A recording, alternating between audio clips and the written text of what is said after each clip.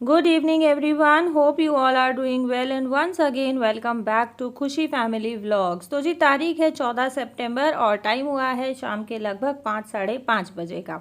मैं कर रही हूँ डिनर की तैयारी क्योंकि बच्चों को भूख लगी है। आजकल चल रहे हैं बच्चों के एग्ज़ाम्स, तो बस जिस दिन एग्ज़ाम होता है उस दिन बच्चे स्कूल जाते हैं, जिस दिन नहीं होता है उस दिन बच्चों की होती है प्रिपरेटरी लीव। तो जिस दिन प्रिपरेशन इन लोगों को करनी होती है तो बस यही रहता है कि सुबह में थोड़ा लेट उठते हैं, रात को लेट नाइट तक पढ़ते हैं और मुझे भी इनके साथ ही जगना पड़ता है क्योंकि वही रहता है कि बच्चों के एग्ज़ाम्स होते हैं तो माँ बाप के एग्ज़ाम्स तो साथ में होते ही होते हैं। और आज मैं बना रही हूँ मटर पनीर। तो मटर पनीर मैं बहुत ही सिंपल तरीके से बनाने वाली हूँ। और कल खुशी का बर्थडे था 13 सितंबर का, तो तब भी हम लोगों ने ऐसा कुछ खास किया नहीं था। आज हस्बैंड का बर्थडे है तो मैंने सोचा चलो ठीक है पनीर ही बना लेते हैं क्योंकि फ्रिज में कई दिन से पनीर रखा हुआ था। हालांकि मेरे घर में पनीर आप लोगों को पता है मेरे बच्चे और बच्चों के पापा दोनों में से किसी को भी पसंद नहीं है। बहुत रेयर चांस होता है कि मेरे घर में पनीर बनता है। बट आज ये हुआ कि चलो ठीक है, मम्मी भी आई हुई है। मम्मी भी हालांकि पनीर खाती नहीं है और कुछ स्पेशल थोड़ा सा करते हैं क्योंकि पूरे दिन से कुछ भी हम लोगों ने नहीं किया था। हस्बैंड है नहीं तो कुछ भी उनके बिना ना तो अच्छा लग रहा है ना कुछ भी करने का मन कर रहा है। हालांकि उन्होंने बोला भी था ऑफिस के एक लड़के को केक दे के जाने के लिए। हम लोगों ने फ़ोन किया था कि केक एटलीस्ट भिजवा दो, हम वीडियो कॉल करके केक काट लेंगे। लेकिन क्या हुआ कि ऑफिस में काम थोड़ा सा ज़्यादा आ गया और जिस लड़के को बोला था वो बिज़ी हो गया तो केक नहीं आ पाया। उसके बाद हम लोगों ने ऑनलाइन ऑर्डर करने की कोशिश की ज़ोमैटो से, तो ज़ोमैटो से भी ऑर्डर ले ही नहीं रहे थे। आज पता नहीं क्या चक्कर था। स्विगी से ऑर्डर करने की कोशिश की, वहाँ से भी ऑर्डर नहीं प्लेस हुआ केक का। उसके बाद हम लोगों ने पर्सनल तौर पे बेकरीज़ में कॉल कर करके बोला, तो कॉल करते करते ना 9:30 साढ़े 9 के आसपास का टाइम हो गया था क्योंकि इन्होंने कहा था कि 8 बजे तक ऑफिस का लड़का दे जाएगा। तो 8 बजे तक तो हम निश्चिंत बैठे हुए थे कि हाँ चलो ठीक है केक आ जाएगा। उसके बाद हम ऑर्डर करने लगे। 10 बजे तक स्टोर सारे बंद हो जाते हैं, बेकरीज बंद हो जाती हैं, तो फिर ऑर्डर भी पर्सनल लेवल पे नहीं हुआ था। बेकरीज वालों ने यही बोला कि अभी स्टोर बंद होने वाले हैं, हमारे पास डिलीवरी बॉय नहीं है। तो बस कुछ ऐसा रहा था हस्बैंड के बर्थडे वाला दिन। और खुशी के बर्थडे वाला मैंने आप लोगों के साथ ऑलरेडी शेयर किया। आप लोगों ने बहुत सारी ब्लेसिंग्स दी, बहुत प्यार दिया, उसके लिए थैंक यू सो मच। सभी को, मेरी पूरी वाईटी फैमिली को तहे दिल से शुक्रिया। आप लोगों ने मेरी बेटी को इतनी अच्छी अच्छी इतनी प्यारी प्यारी ब्लेसिंग्स दी, इतनी सारी विशेस दी, इतना खूब ढेर सारा प्यार दिया, तो उसके लिए आप लोगों को बहुत बहुत शुक्रिया। और यहाँ मैंने सब्ज़ी छौंक दी है। सब्ज़ी छौंकने के साथ साथ मैंने पहले से ही चढ़ा रखे थे स्वीट कॉर्न। जैसे मैंने आपको बताया बच्चों को भूख लगी थी तो मैंने कहा चलो खाना बनेगा तब तक थोड़ा सा स्वीट कॉर्न मैं बच्चों को दे दूँगी।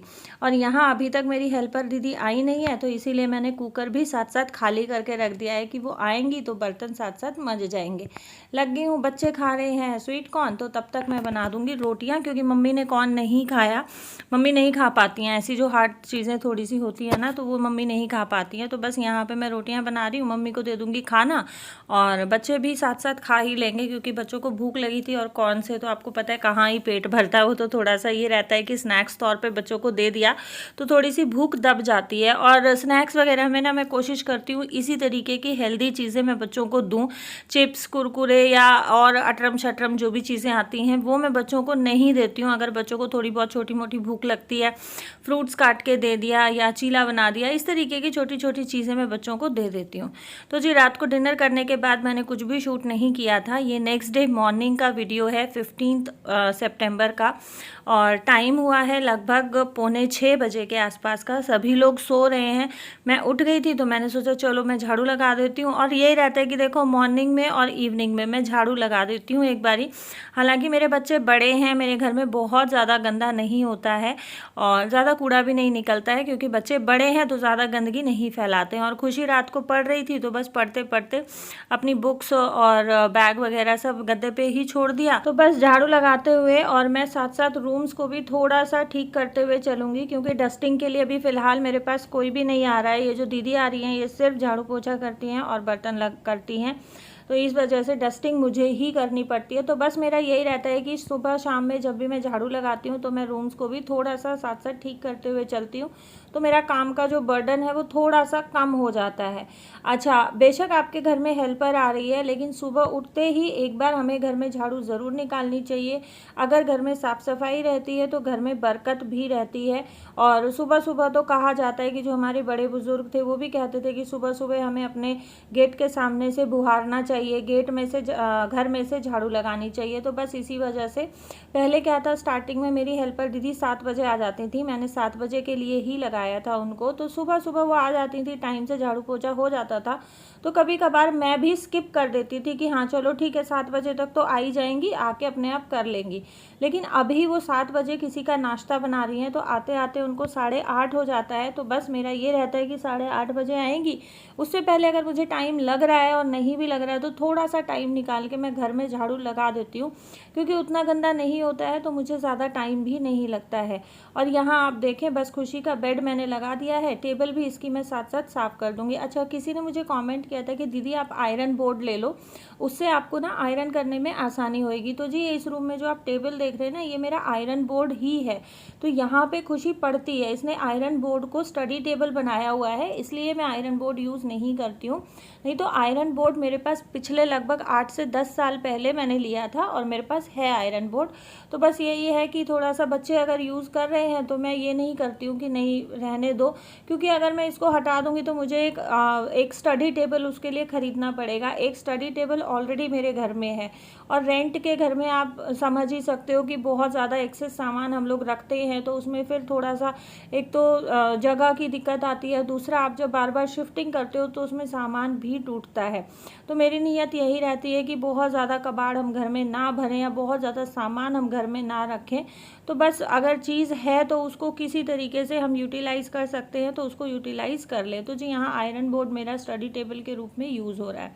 तो जी मैंने पूरे घर में झाड़ू लगा दी है और अभी लास्ट में बारी आती है ड्राइंग रूम की। तो ड्राइंग रूम को भी मैं साथ साथ साफ़ कर लूँगी, साथ साथ डस्टिंग कर दूँगी, ताकि हेल्पर दीदी आएंगी झाड़ू पोछा करेंगी तो मेरे घर का काम साफ़ सफाई वाला ख़त्म हो जाएगा। और यहाँ पे जो मैंने टावल वाले कवर लगा रखे थे वो हटा दिए हैं, और ये मेरे मैचिंग के कवर हैं, सोफ़ा के साथ के कवर, पर्दे और सोफ़ा, मेरा तीनों ही चीज़ें मैचिंग की थी। तो जो इसके सोफ़े के मैचिंग के जो पर्दे थे वो मैंने लास्ट ईयर दिवाली पे चेंज करके और ये पर्दे लगाए थे, और वो मैंने धुल के रखे हुए हैं। तो बस तब से यही पर्दे मैं धुल देती हूँ और वापस से लगा देती हूँ।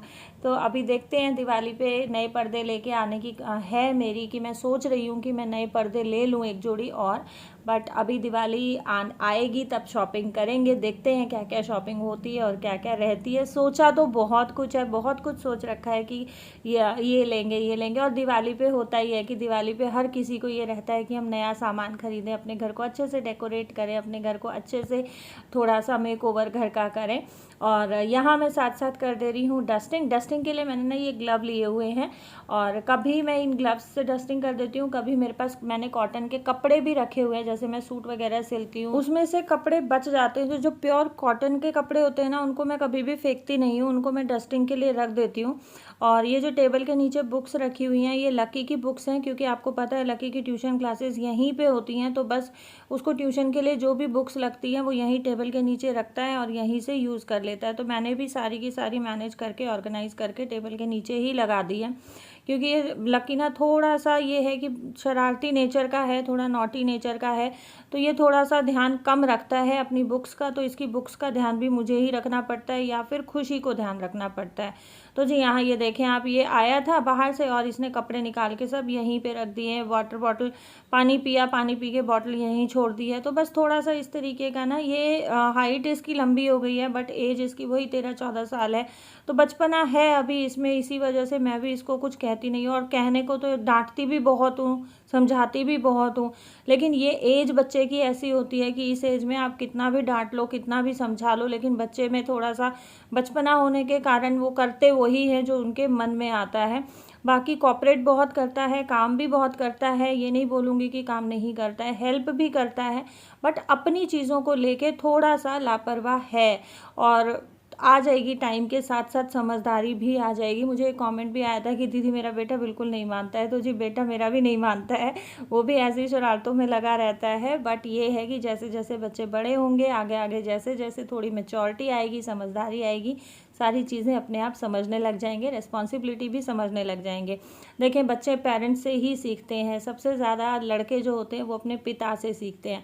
अगर पिता एक रिस्पॉन्सिबल हस्बैंड है, पिता एक रिस्पॉन्सिबल पिता हैं, पिता एक रिस्पॉन्सिबल बेटे हैं, तो लड़कों में ऑटोमेटिकली वो रिस्पॉन्सिबिलिटी आ जाती है अपने फादर को देख के, अपने फादर की चीज़ों को देख के कि वो कितना रिस्पॉन्सिबल हैं अपने हर रिश्ते के लिए, अपने हर रिश्ते को वो किस तरीके से निभाते हैं। एक बेटा यही देखता है कि वो एक बाप का किरदार किस तरह निभा रहे हैं, एक हस्बैंड का किरदार किस तरह निभा रहे हैं, एक बेटे का किरदार किस तरह निभा रहे हैं। तो बेटों में जो समझदारी होती है, मैच्योरिटी होती है, वो अपने फादर को ही देख के आती है, अपने फादर से ही आती है। बेटियों में जो समझदारी मैच्योरिटी आती है वो अपनी मदर से आती है। तो जो इस चीज़ की टेंशन आप ना लें कि बेटियां सुनती नहीं हैं, बेटे सुनते नहीं हैं। बेटियां हालांकि बहुत सिंसियर होती हैं, लेकिन आ जाएगी, टाइम के साथ साथ सब समझदारी बच्चों में आ जाएगी। तो जी अभी टाइम हो गया है शाम का और हम लोग जा रहे हैं डॉक्टर के पास। और घर से निकलते ये देखो थोड़ी सी दूरी पे ये एक एक्सीडेंट हो रखा था। यहाँ पे ये टी पॉइंट है और इस टी पॉइंट पे रेड लाइट भी नहीं है। इस टी पॉइंट पे सबको बहुत जल्दबाजी रहती है, तो यहाँ अक्सर एक्सीडेंट हो जाते हैं। और दिल्ली में ना, द्वारका में मैंने ये देखा है कि रोड्स इस तरीके से बना रखी हैं कि रोड्स का कोई ना तो लॉजिक है, ना कोई सेंस है। कहीं भी चौराहा बना दिया, कहीं भी तिराहा बना दिया, और वहाँ पे कोई सेफ्टी सिक्योरिटी भी नहीं है, रेड लाइट्स भी नहीं है। जब तक वहाँ कोई ना कोई 5-7 चेटक नहीं हो जाते हैं ना, तब तक दिल्ली गवर्नमेंट के कान खड़े नहीं होते हैं कि यहाँ पे या तो हम चेक पोस्ट बना दें या यहाँ पे हम रेड लाइट बना दें। तो ये मैंने द्वारका में बहुत ज़्यादा देखा है। तो जी हम डॉक्टर के यहाँ आए हैं मम्मी को लेके। मैंने आप लोगों के साथ शेयर किया था, मम्मी का हमने ब्लड टेस्ट कराया था। हालांकि रिपोर्ट्स बिल्कुल नॉर्मल आई हैं, लेकिन फिर भी हम लोग रिपोर्ट्स लेके एक बारी डॉक्टर से कंसल्ट करने आए हैं, क्योंकि देखें अपने आप से इंसान को डॉक्टर नहीं बनना चाहिए। जब टेस्ट हुआ है तो एक बारी डॉक्टर को रिपोर्ट दिखा लेना मैंने ठीक समझा। तो जी हस्बैंड है नहीं, तो मैं, खुशी और खुशी की दादी, हम तीनों ही डॉक्टर के पास आए हैं। अच्छा, यहाँ से मैंने लास्ट टाइम शूट किया था तो एक लड़की अपना डॉगी लेके जा रही थी और वो यहाँ पे ज़िद करके बैठ गया था। तब भी एक कमेंट आया था कि दीदी वो डॉगी अपने घर पहुँचा कि नहीं पहुँचा। तो जी मुझे नहीं पता कि वो पहुँचा या नहीं पहुँचा, क्योंकि हम लोग चेकअप करा के और घर चले गए थे, तो मैंने नहीं देखा कि वो पहुंचा कि नहीं पहुंचा।